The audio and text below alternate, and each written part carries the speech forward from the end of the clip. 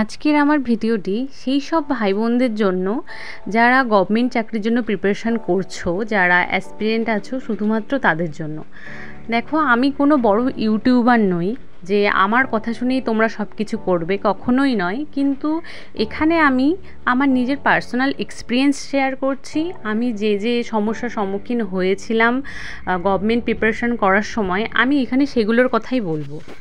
যারা প্রিপারেশন করছো তারা অবশ্যই আমার মতো সেম সমস্যার সম্মুখীন হচ্ছ, আর যারা ফিউচারে করতে চাইছো গভর্নমেন্ট চাকরির প্রিপারেশন, তারা এগুলোর সম্মুখীন হবে।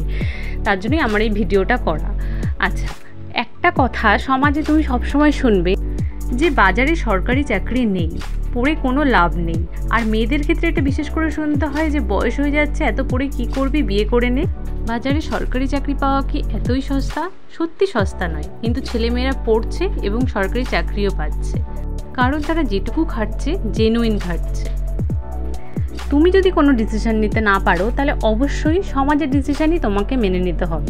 আর যে যাই বলুক, তুমি তাদের কাছ থেকে, যে মানুষই যে ওপিনিয়ন দিক, তাদের কাছ থেকে ততটুকুই নাও যতটুকু তোমার প্রয়োজন। দেখো, একটা মানুষের অ্যাবিলিটি নেই জব করার, বা সে কোনো কারণে চাকরি পায়নি, সে তোমাকে তার এক্সপিরিয়েন্সটা শেয়ার করছে, কিন্তু তার মানে এই নয় যে তুমি ভাবছো যে সে পায়নি বলে আমিও পাবো না।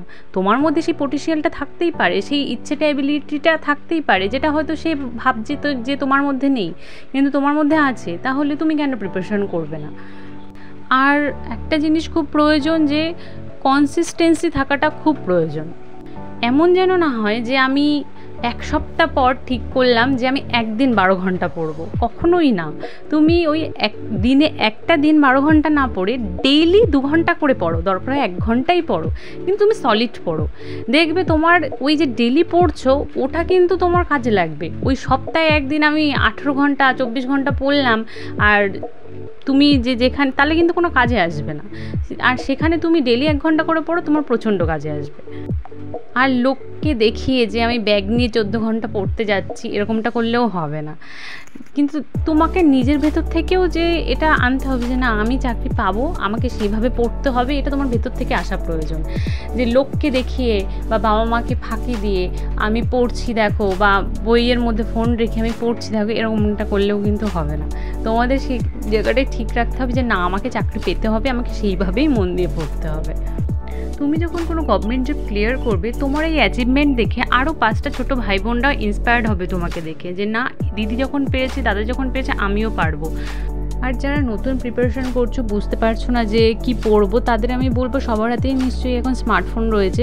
ইউটিউব খুলে প্রচুর স্যারের ক্লাস রয়েছে। ইউটিউবে কোনো একটা ভালো চ্যানেল দেখে সেটা সাবস্ক্রাইব করে সেই স্যারের ক্লাসগুলো দেখো।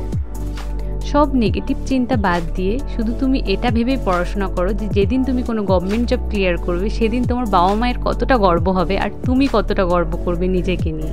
তাই কারোর কথায় কান না দিয়ে সাইলেন্টলি হার্ডওয়ার্ক করে যাও, আর তোমার সাকসেসটাকে নয়েজ করতে দাও।